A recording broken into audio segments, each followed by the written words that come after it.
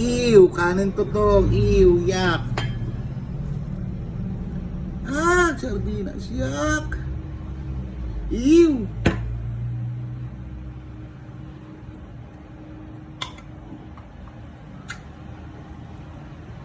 Ah, ew. Yak. Yak. Ew. Yak. Ew. Kalamansi, kalamansi. Ew. Ew. Ew. Toyo. Ew. Ew.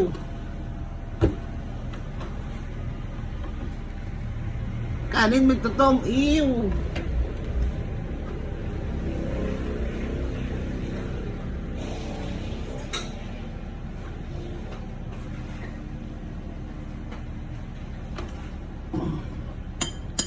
Ay, hinalo pa, oh. Hinalo pa, oh. Ew. Ew. Ew. Ew. Nalo pa, oh. Ew.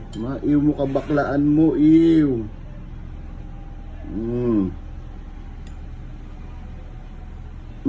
Ay, kinamay pa, oh. Ew, kinamay pa. Ew. Ew. Ah. Ew.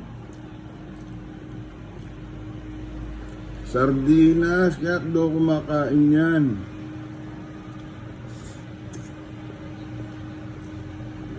Ew.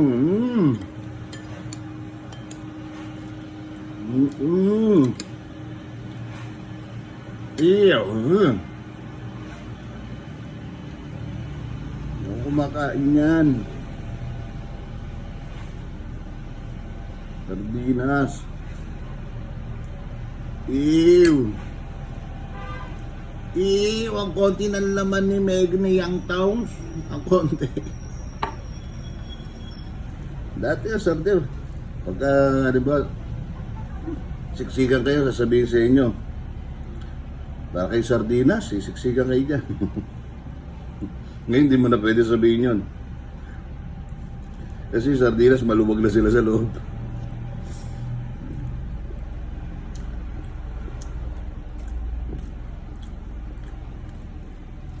Sabi nung baklang vlogger, yak, ew.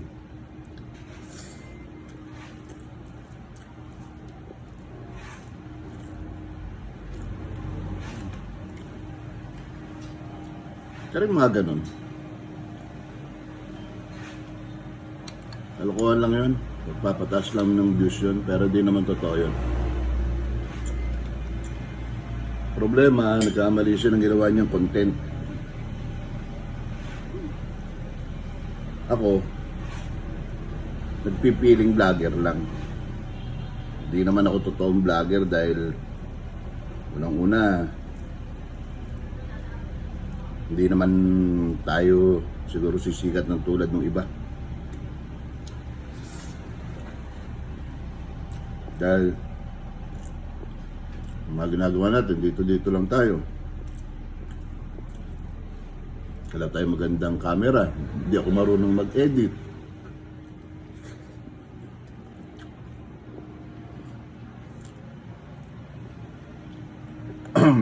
Napagtatawanan. Nagtitrip lang daw.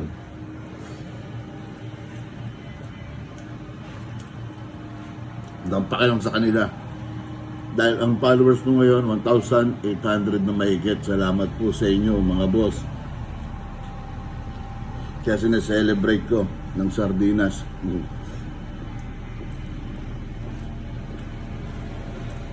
Hindi ko kailangan ng followers. Napapalaw mo lang ako dahil wala lang. Or na-invite lang kita pero wala naman din sa puso mo. Hindi mo rin naman ako gusto. Huwag mo na i-follow. Ang problema yun.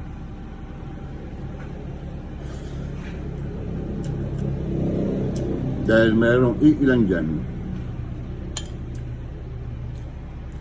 na naniniwala pa sa atin.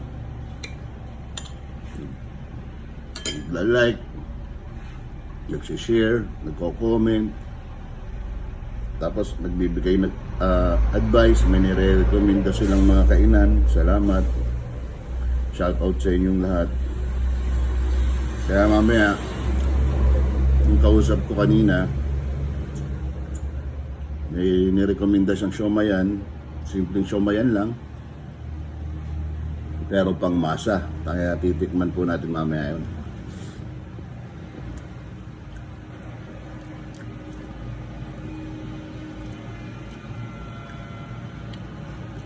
Itong sardinas na to, kasi nung bata pa ako, 7 kaming magkakapatid. Hindi naman kami mayaman. Mahirap lang din kami nun. Para mapagkasya ng nanay ko, yung sardinas, igigisa niya yun, lalagyan niya ng sabaw para dumami. Tapos ang gagawin niya, yung magtatabi siya ng konting ganon para sa tatay ko. Shoutout sa tatay ko kung nasan ka man ngayon. Mahal na mahal kita. Nagtatabi yun kasi ayaw ng tatay ko ng mimiswa. Tatabi niya yun. Tapos sa amin magkakapatid, para dumami, lalagyan ng nanay ko ng miswa, gigisahin niya yun. Lagyan sabaw, lagyan yung miswa. 7 kami magkakapatid, pagtatabi-tabi niya na kami ng mangkok na maliliit. Kanya-kanya na kami noon. Kaya itong sardinas na to, isa sa bumuhay sa akin nung bata ako. Kaya sarap na sarap ako dito.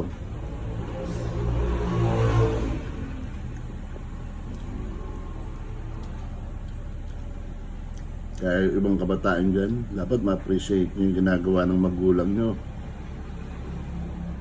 Lalo na yung iba ngayon, nakakatikim na ng may mga cellphone na. Dapat ma-appreciate nyo yun kasi hindi habang buhay, nasa tabi nyo lang sila at susuporta sila sa inyo.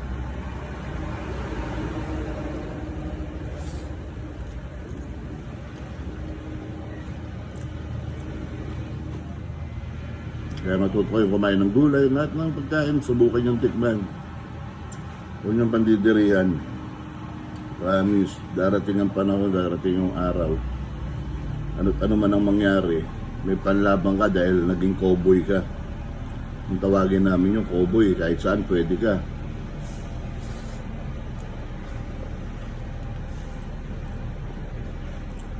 Saka yung noodles, pagkakasya yun, 2 noodles, lulutuin yun. Para sa amin ang lahat yun. Dahil mga kabataan ngayon, iwasan nyo. Ano yung hinanda ng magulang nyo sa lamesa, kainin nyo. Number 1, pinaghirapan nila yun. Number 2, nag-effort sila para paghanda ka ng pagkain. Number 3, nagpakahirap sila para sa pang-araw-araw ng buhay nyo. Kayo magre-reklamo.